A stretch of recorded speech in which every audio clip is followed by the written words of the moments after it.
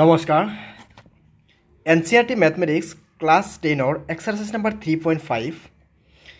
ইয়াতে question number 1 দিয়া হৈছে যে তলৰ ৰৈখিক সমীকৰণজোৰৰ অদ্বিতীয় সমাধান আছে সমাধান নাইবা অসীম সংখ্যক সমাধান আছে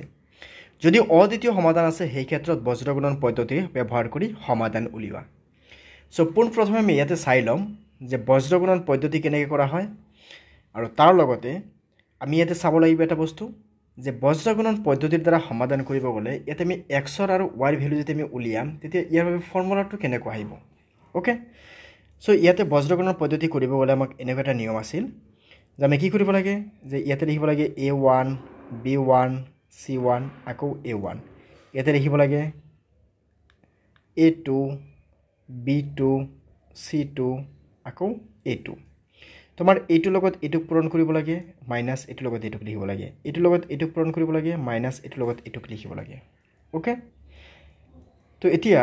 আমাৰ এনেকুৱা থাকে এটা থাকে x ডিভাইডেড বাই এটা থাকে আমাৰ y ডিভাইডেড বাই এটা থাকে আমাৰ z বা ইয়াতে 1 ডিভাইডেড বাই ওকে তো x যেতিয়া আহিব তেতিয়া আমাৰ কি আহিব ইয়াতে b1c2 যে b1c2 মাইনাস b2 c1 আকৌ যেতিয়া y ক্ষেত্ৰত আহিব তেতিয়া আমাৰ কি আহিব c1 a2 minus c2 a1 এতিয়া আকৌ যেতিয়া 1 ৰ ক্ষেত্ৰত আহিব এতিয়া যদি আমি কও ইয়াতে b1 ইয়াতে কি আহিব b1 ইয়াতে কি আহিব b2 মানে এইটো লগত এইটো তাৰ মানে a1 b2 minus a2 b1 এতিয়া এটা বস্তু চাবা ইয়াতে আমি যদি এইটোৰ লগত আমি যদি আমি এইটোক এবাৰ কম্পেয়াৰ কৰো ওকে এইটোৰ লগত আমি এইটোক কম্পেয়াৰ কৰো আকৌ যদি আমি এইটোক যদি ইয়াতে এইটোৰ লগত এবাৰ কম্পেয়াৰ কৰো তেতিয়া আমি এনেকৈ পাম এতিয়া y ভ্যালুটো আমি চাবলৈ গলে এই গোটেইখিনি বস্তু ইয়াতে কি আছে ডিভাইড হৈ আছে তো হবৰ গলে কি হ'ব ইনটু হ'ব তাৰ মানে ইয়াতে ওপৰত উঠি যাব আৰু 1 টোক আমি এনেকৈ গুচাই দিব পাৰিম তাৰ মানে এইটো এনেকৈ হৈ যাব মানে এইটো এনেকৈ হ'ব যে c1 a2 minus c2 a1 divided by a1 b2 minus a2 b1 এফালে কি থাকিব কেৱল y থাকিব একেদৰে ইয়াৰ বাবে আমি চাবলৈ গলে এই গোটেইখিনি কি হ'ব এফালে ওপৰত যাব ওপৰত গলে ইয়াতে কি আহিব ইয়াতে আমি b1 c2 minus b2 c1 আমি পাই যাম ইয়াতে এটো কি হ'ব minus b1 b2 c1 পাই যাম তো ইয়াতে আমাৰ কাৰ ভ্যালু আহিব ইয়াতে আমাৰ x এৰ ভ্যালু আহিব সো আমি এই দুটা ফৰ্মুলাকে আমি ব্যবহাৰ কৰিম এই দুটা আমি ফৰ্মুলা ব্যবহাৰ কৰি আমি গোটেইখিনি ভ্যালু আমি এতে উলিয়াব লাগিব ওকে সো এইখিনি ভ্যালু উলিয়াৰ আগতে ইয়াতে আমাক কোৱা হৈছিল আৰু এটা কথা যে জিটোৰ অদ্বিতীয় সমাধান আছে আমি হিটুহে কেৱল আমি লিখিম জিটোত আমাৰ অসীম সংখ্যক সমাধান থাকিব নাইবা কোনো সমাধান নাথাকিব তাক আমি আৰু বাকি একো কৰিব নালাগে তো সোয়া এক নম্বৰত আমি চাবলৈ গলে ইয়াতে আমি যদি চাও ইয়াতে a1 ৰ ভ্যালু কিমান আছে a1 মানে আছে ইয়াতে 1 আৰু ইয়াতে a2 মানে কিমান আছে a2 মানে আছে কিমান ইয়াতে 3 তেতিয়াহলে আমি যদি এই দুটা খৰণ কৰি এনেকৈ পাম আৰু b1 ডিভাইডেড বাই যদি আমি b2 কৰো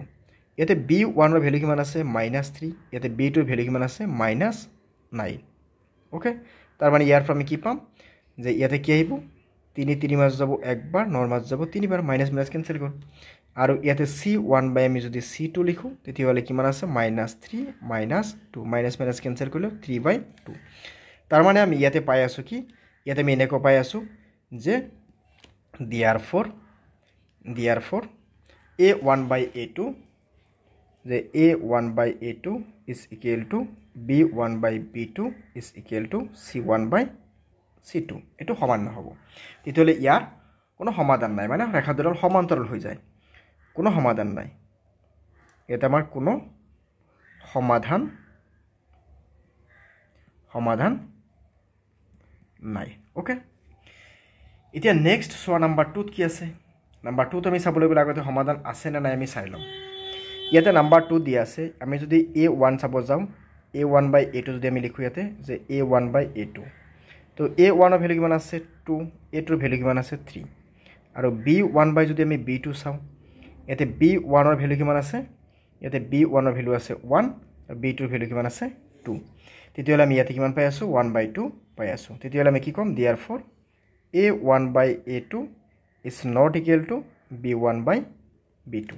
তাৰ মানে কি therefore অদ্বিতীয় সমাধান আছে অদ্বিতীয় সমাধান আছে তো অদ্বিতীয় সমাধান আছে যদি এটুক আমি সমাধান উলিয়াব লাগিব কি পদ্ধতিত বজ্ৰগুণন পদ্ধতিত তো সোৱা বজ্ৰগুণন পদ্ধতিত উলিয়াব গ'লে আমি এটুক আগতে আমি ফৰ্মতে লিখি লম মানে ax + by + c 0 আধিৰ আমি লিখি লম তাৰ মানে কি আহিব 2x + y - 5 0 আৰু এটুক আমি কি লিখিব পাৰিম 3x + 2y - 8 0 তো দিয়াৰ ফৰ আমি ক'বলৈ গ'লে ইয়াতে a1 ৰ ভ্যালু কিমান আছে 2 b1 ৰ ভ্যালু কিমান আছে ইয়াতে 1 c1 ৰ ভ্যালু কিমান আছে ইয়াতে -5 a2 ৰ ভ্যালু কিমান আছে ইয়াতে 3 b2 ৰ ভ্যালু কিমান আছে ইয়াতে 2 আৰু c2 ৰ ভ্যালু ইয়াতে কিমান আছে -8 তো এতিয়া আমাৰ ফৰ্মুলা যিকেইটা আছিল আমি ফৰ্মুলা কেইটা ইয়াতে লিখি লম এইকেইটা আছিল আমাৰ ফৰ্মুলা x আৰু y ৰ মান উলিয়াব গ'লে আমি এইকেইটা ফৰ্মুলা লিখিব লাগিব সো এতিয়া ফৰ্মুলাখিনি ইয়াতে বহাই দিছো যেতে আমি y উলিয়াম এটাত আৰু এটাত আমি x উলিয়াম সাপোজ x ৰ বাবে আমাৰ এইটো ফৰ্মুলা আছিল আমি ইয়াতে লিখিলো ফৰ্মুলাটো এতিয়া সোৱা ইয়াতে আমি ভ্যালু কেইটা বহাই দিও ইয়াতে তলত a1 b2 a2 b1 এই দুটা সেম আছে y ৰ ক্ষেত্ৰত আৰু x ৰ ক্ষেত্ৰত এইখিনি ভ্যালু সেম আছে তো এইখিনি ভ্যালুক আমি এবাৰ উলিয়ালে আমাৰ আনসাৰ হৈ যাব কিন্তু ওপৰখিনি আমি দুবাৰ কি উলিয়াব লাগিব b1 সচন b1 ত কিমান আছে মানে আমাৰ ইয়াতে ইনটু টু এটোৰ লগত এটোৰ ইনটু হ'ব মাইনাস এটোৰ লগত এটোৰ ইনটু হ'ব তেতিয়ালে আমি ইয়াতে কি লিখিম ইয়াতে আমাৰ আহি যাব যে 1 * -8 1 * -8 আৰু ইফালে মাইনাস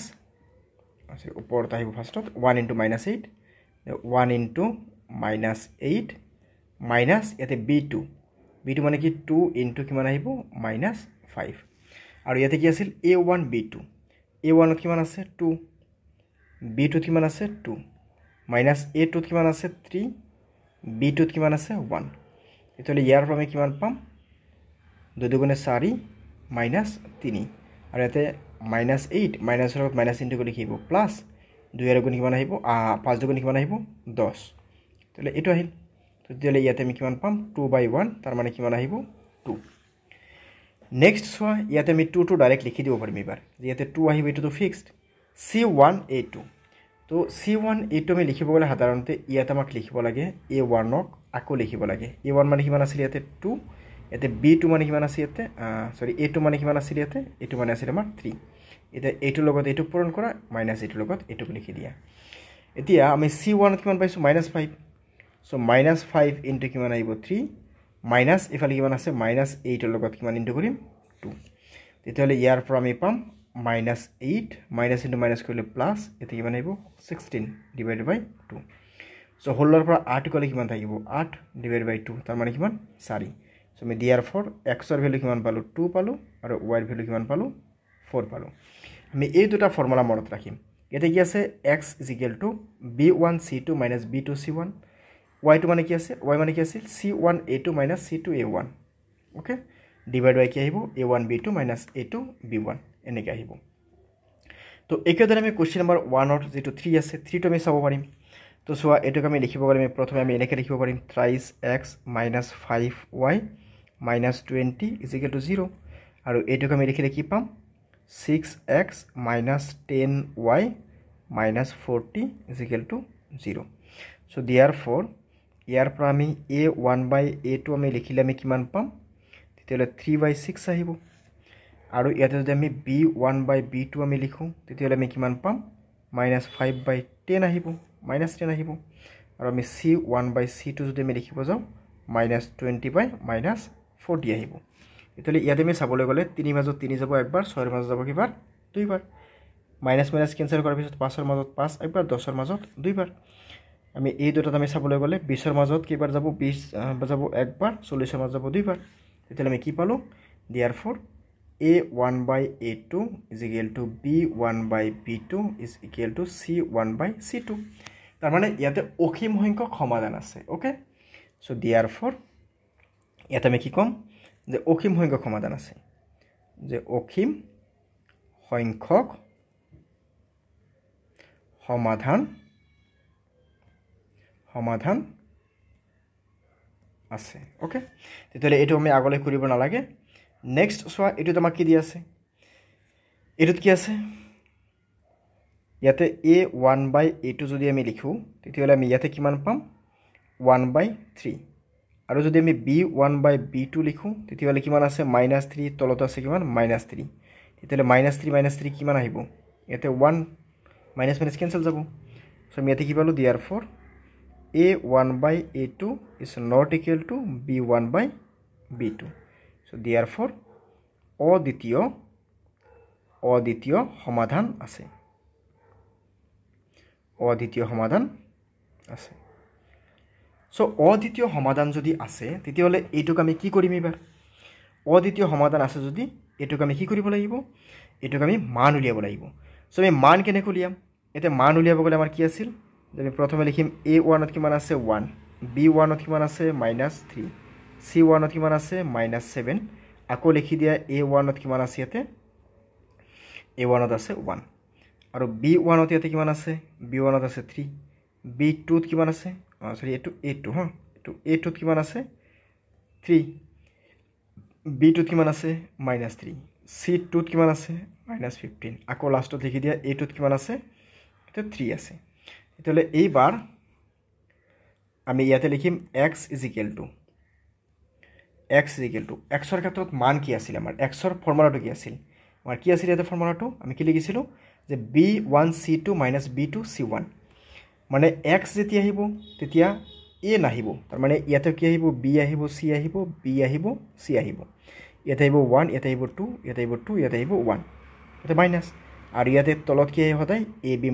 ab মানে ইয়াতে 1 2 মাইনাছ ইয়াতে 2 1 তেতিয়াহ'লে এইবাৰ আমি মানখিনি বহাই দিওঁ ইয়াতে আমি a1 b2 মানে এইটোৰ লগত এইটো আৰু এইটোৰ লগত এইটো মানে 1 * -3 তো বহাই দিয়া 1 * -3 মাইনাছ ইয়াতে কি আহিব a2 মানে 3 * -3 আৰু ওপৰত b1c2 মানে b1c2 মানে এইটোৰ লগত এইটো আৰু এইটোৰ লগত এইটো তো b1c2 b1 কিমান আছে -3 * -15 -3 * -15 মাইনাছ এইফালে কি আহিব -3 * -7 -3 * -7 তেতিয়াহ'লে ইয়াৰ পৰা আমি কি কৰিম -3 ইয়াতে কিমান লিখিম 9 লিখিম আৰু ইয়াতে কিমান আহিব -* হ'লে প্লাছ হৈ যাব 45 আৰু মাইনাছ ইয়াতে দুটা প্লাছ কৰিলে আমি 21 পাই যাম তেতিয়াহ'লে এইবাৰ 9ৰ পৰা 3 গুচি গ'লে কিমান আহিব 6 আৰু ইয়াতে 45ৰ পৰা যদি 1 গুচি যায় তেতিয়াহ'লে ইয়াতে কিমান আহিব 4 ইয়াতে কিমান আহিব 2 চ' 24ত 6 যাব কিবাৰ 4 বাৰ আকৌ চোৱা y = y ৰ বাবে কি আছিল ফৰ্মুলাটো y ৰ বাবে ফৰ্মুলাটো আছিল ca - ca আৰু ইয়াতে ab এনেকুৱা আছিল এইটো আছিল 1 এইটো আছিল 2 এইটো আছিল 2 এইটো আছিল 1 1 2 2 1 এটা আছিল কি মাইনাছ তেতিয়াহ'লে এইবাৰ আমি ইয়াতে চাবলৈ গ'লে এটা c1a2 তো c1 ত কিমান আছে আমি এইবাৰ পূৰণ কৰিম এই দুটাক আমি এইটোক আৰু এইটোক পূৰণ কৰিম এইবাৰ এইটোক আৰু এইটোক তো ইয়াতে কিমান আছে -7 * 3 তো -7 * কিমান আছে 3 মাইনাছ এইফালে কিমান আহিব -15 * কিমান আহিব 1 আৰু তলত কিমান আহিব তলত দুটাক প্লাছ কৰিলে আমি 6 পাম এতিয়া -7 * 3 হ'লে কিমান আহিব -21 আৰু মাইনাছ * মাইনাছ কৰিলে কিমান পাম আমি প্লাছ ইয়াতে কিমান আহিব 15 / 6 এতিয়া 21ৰ পৰা 15 গুচি গ'লে কিমান আহিব -6 / 6 তাৰ মানে 6ৰ মাজত 6 যাব কেইবাৰ একবাৰ আৰু -1 তেতিয়াহ'লে x ৰ ভেলু পালোঁ 4 y ৰ ভেলু পালোঁ কিমান আমি -1 চ' এনেকৈ আমি বাকী যিকেইটা আছে আমি এনেকৈ সমাধান কৰিম অ'কে চ' ইয়াতে আমাক টোটেল কেইটা প্ৰব্লেম দিয়া আছে টোটেল আমাক ইয়াতে দিয়া আছে যে 8টা প্ৰব্লেম এই গোটেইকেইটা প্ৰব্লেম তোমালোকে সলভ কৰিবা যদি কিবা সমস্যা হয় নিশ্চয় কমেণ্ট কৰি জনাবা আমি পৰৱৰ্তী ভিডিঅ'ত আমি কি কৰিম কুৱেশ্যন নম্বৰ 2ৰ পৰা আলোচনা কৰিম কুৱেশ্যন নম্বৰ 2ৰ পৰা যিখিনি আছে এইখিনি বহুত ইম্পৰ্টেণ্ট হয় আমাৰ আগন্তুক পৰীক্ষাৰ বাবে চ' আমি গোটেইখিনি বস্তু এটাকৈ আমি আলোচনা কৰি যাম অ'কে চ' আমি আকৌ লগ পাম পৰৱৰ্তী ভিডিঅ'ত ধন্যবাদ